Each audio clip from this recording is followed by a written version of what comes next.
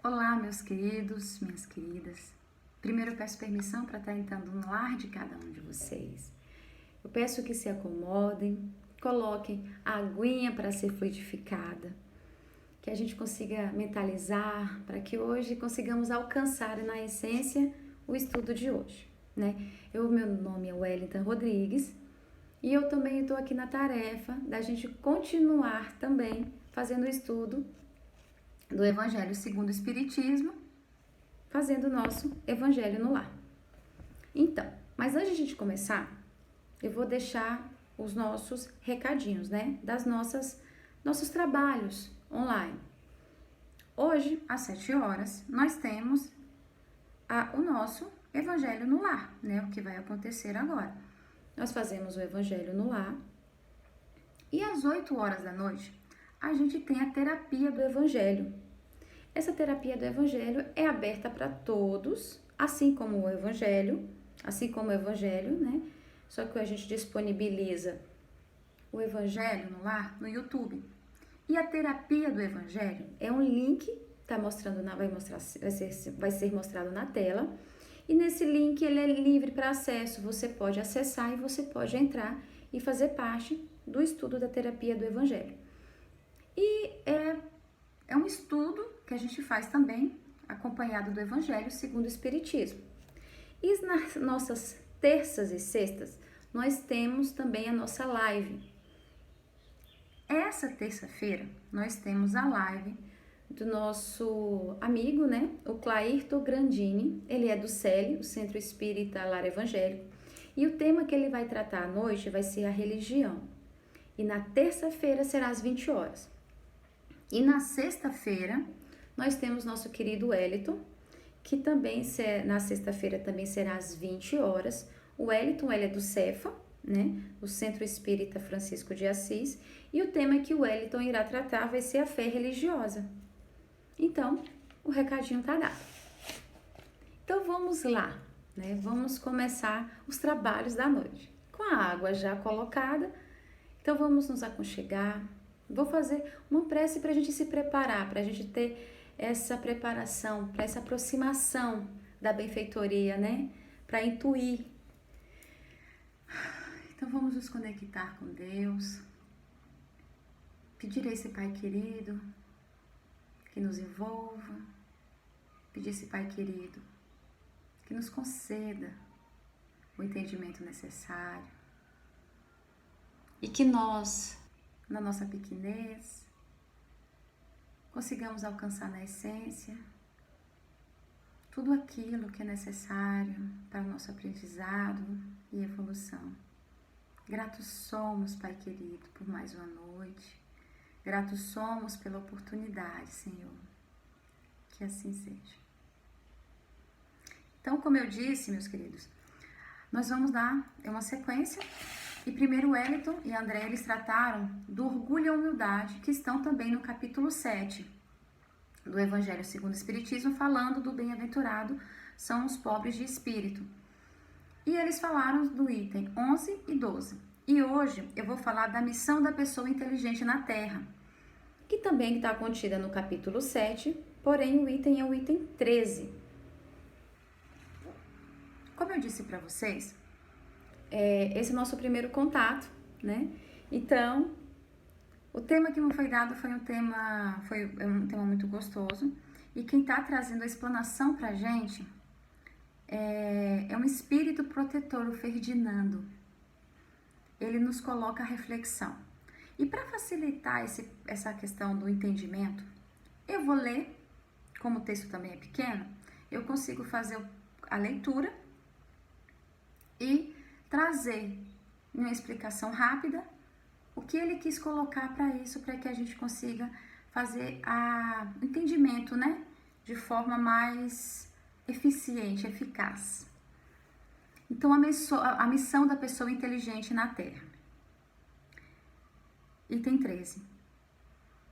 Não sejais soberbos quanto ao que sabeis, pois o saber possui limites muito estreitos no mundo que habitais. Eu já vou parar para chamar a nossa atenção para uma coisa. Porque o Ferdinando, esse espírito protetor, ele coloca uma questão já a ser refletida no primeiro parágrafo não, nas duas primeiras linhas do que ele diz. Que o saber possui limites muito estreitos, porque o que nós julgamos ser o saber pra gente, aqui, encarnado, ele é limitado. Nós somos ainda muito limitados, nós somos ainda... nós temos a condição ainda no processo de aprendizado. Então, esse processo de aprendizado, ele nos coloca um pouco mais avançados que alguns, mas ainda muito pequenos, muito ainda inocentes, ainda muito infantis no processo de aprendizado de um modo geral, se comparado o plano físico ao plano espiritual. E ele continua: ainda que fosseis uma das maiores inteligências desse globo, nenhum direito teríeis de envaidecer-se. Se Deus em seus desígnios permitiu que nascesseis em um meio onde pudestes desenvolver a vossa inteligência, é que deseja que empregueis para o bem de todos. Por isso, é uma missão que ele vos confere, depositando em vossas mãos um instrumento com auxílio do qual podeis desenvolver as inteligências retardatárias e conduzi-las a ele. Então ele já coloca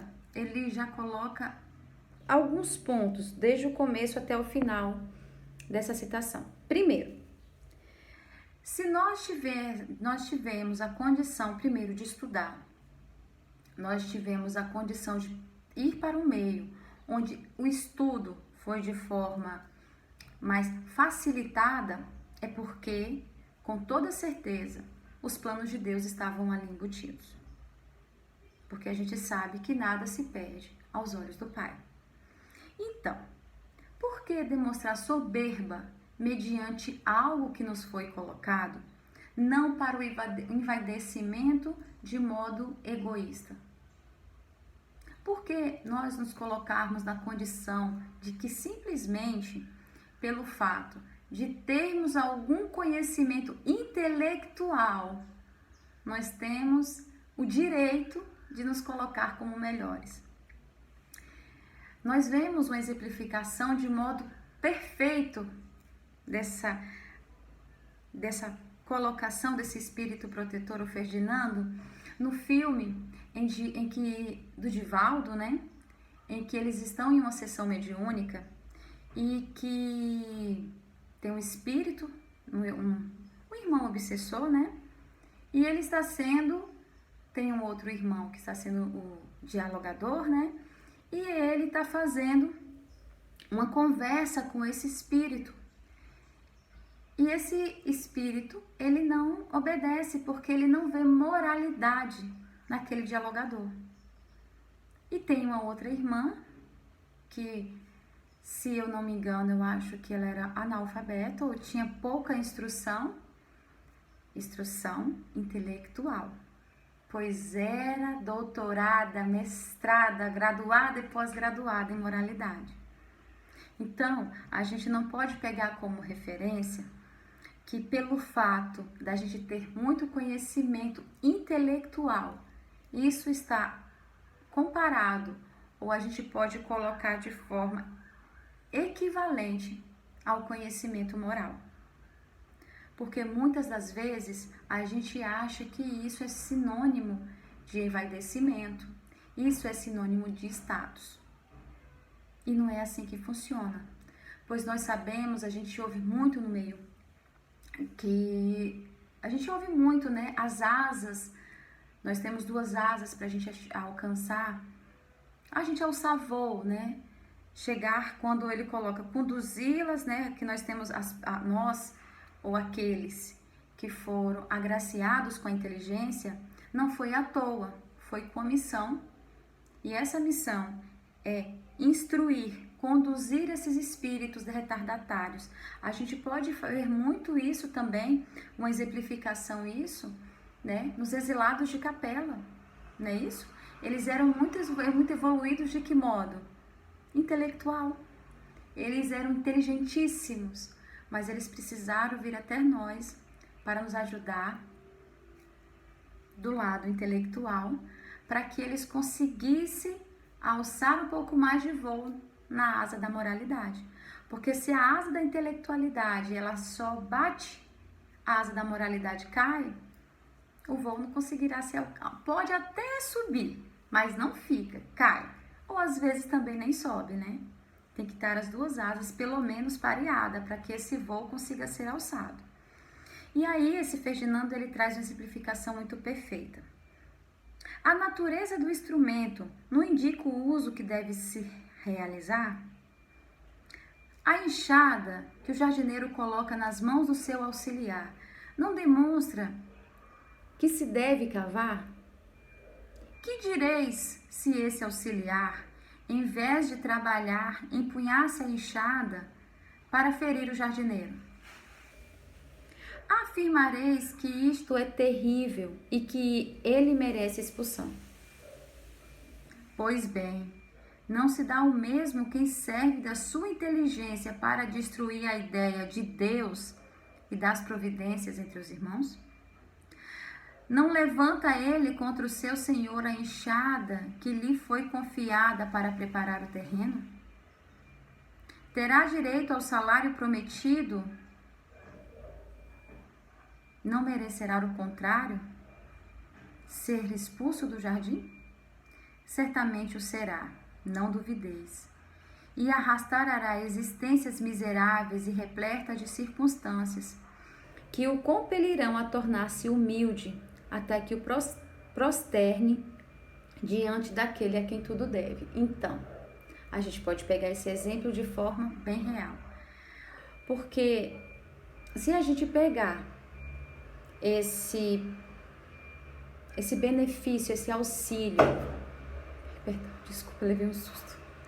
Esse auxílio que nos foi dado pela providência divina para uma missão, e essa missão, a gente se desviar dela e a gente pegar tudo isso que nos foi dado e nós nos colocarmos na condição de nos levantar contra o nosso Senhor, a enxada, no caso a enxada, seria algo bem parecido, né? A enxada é a exemplificação que ele coloca com relação à inteligência que nos foi permitida, né? E a gente, no caso o Senhor a enxada, ao invés da gente preparar o terreno para esses irmãos retardatários, né, para que eles consigam caminhar, se a gente já passou por ali, a gente preparar o terreno para aqueles irmãos que ainda estão vindo. A gente não mereceria ser cortado o nosso salário? A gente não mereceria até mesmo ser expulso desse jardim? Então nós nos colocamos de novo na condição de que? Nós nos lembramos na condição de que nós somos seres imortais.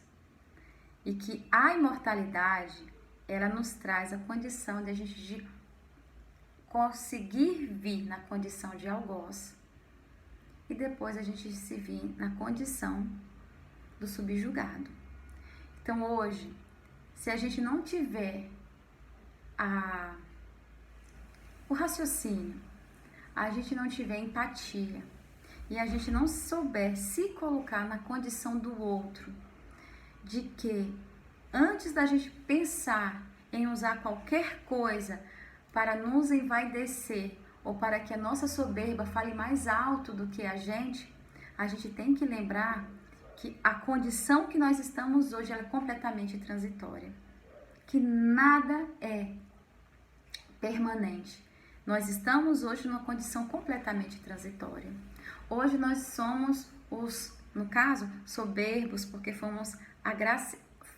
não, que eu não sou uma dentre elas, né? Fomos modo para a gente trazer, para a gente se colocar na condição de pensar. O somos é para que a gente se coloque na condição igualitária de pensamento, para que a gente seja reflexivo com a essência que esse espírito protetor colocou, né? Se ele deixou aqui é porque nos serve até hoje. Se Kardec colocou aqui é porque nos serve até hoje, perdão. Então, assim, Se alguns estão na condição de intelectualmente superiores e eles não souberem usar essa ferramenta que é a inteligência de modo a conduzir os irmãos retardatários às leis que regem o universo, a esse Deus, a conduzi-los à moralidade deixada por Jesus, eles podem vir no outro lado, né? Eles podem vir na condição de serem e terem inteligências retardatárias.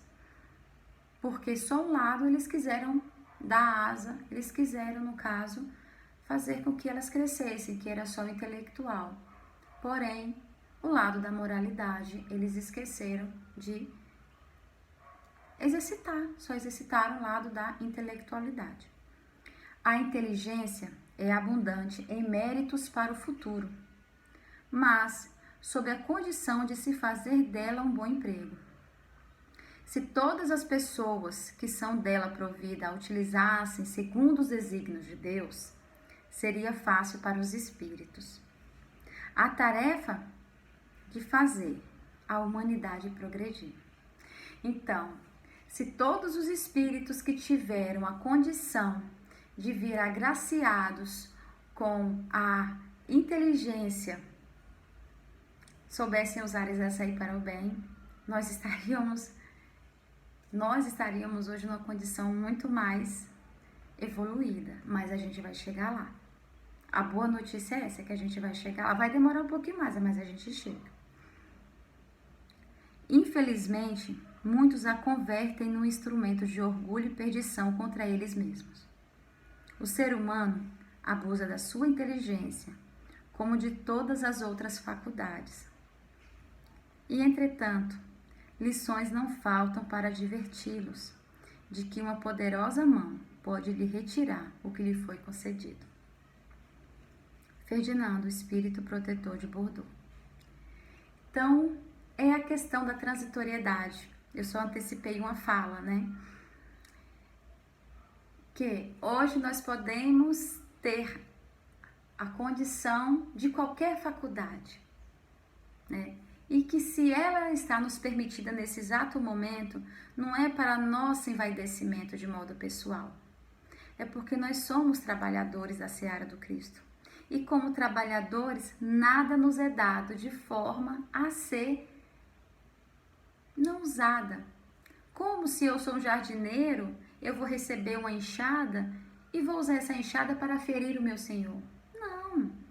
A enxada me foi dada para facilitar o meu trabalho. Eu posso fazer exatamente o mesmo trabalho com as mãos? Posso. Mas se o meu Senhor permitiu uma enxada, é porque Ele quer que meu trabalho seja facilitado.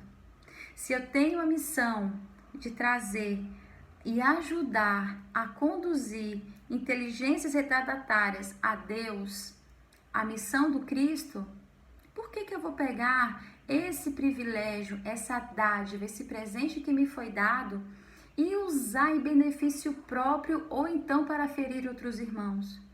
Ou então para me envaidecer, para diminuir o outro? Isso é desnecessário. Como esse espírito protetor coloca, isso é uma das coisas que foi a nossa e continua sendo perdição. E ele encerra com uma frase muito tocante, para mim foi muito tocante, de que uma mão poderosa pode lhe tirar o que lhe foi concedido. A transitoriedade da reencarnação, que uma vez nós estamos em um lado desta vida. Porém, para a gente entender, para a gente saber e a gente reparar o mal feito, nós temos que nos colocar no lugar. Às vezes, não, a gente tem que se colocar sempre no lugar do outro. É assim que funciona a justiça perfeita de Deus, que uma vez nós somos algozes e outras vezes a gente é, no caso, aquele que foi subjugado. Então, meus amigos, eu encerro essa fala. O texto, como eu disse, ele era curto, o entendimento de forma bem clara. volto a dizer que ele está contido no capítulo 7 e o item dele é o item 13, a missão do homem inteligente na Terra. Então, para a gente poder se harmonizar e para a gente pedir a intuição de Deus, de Jesus, para que nós saibamos, né? Usar todas as faculdades que nos foi permitida nessa reencarnação de forma eficiente e correta, né? Vamos nos colocar na condição de mentalizar o nosso mestre, pedindo a esse mestre querido, juntamente com a espiritualidade protetora, que nos ajude nesse processo de aprendizado, trazendo a cada um de nós o entendimento e a humildade necessária para a realização de todas as tarefas. Jesus querido, agradecemos a companhia e a intuição e pedimos também, esteja conosco hoje e sempre, que assim seja. Então, meus amigos, espero que vocês tenham gostado, espero ter sido claro o suficiente para o entendimento de forma integral do que foi dito. E até a próxima segunda. Vamos ficar todos na presença de Deus. Um beijo.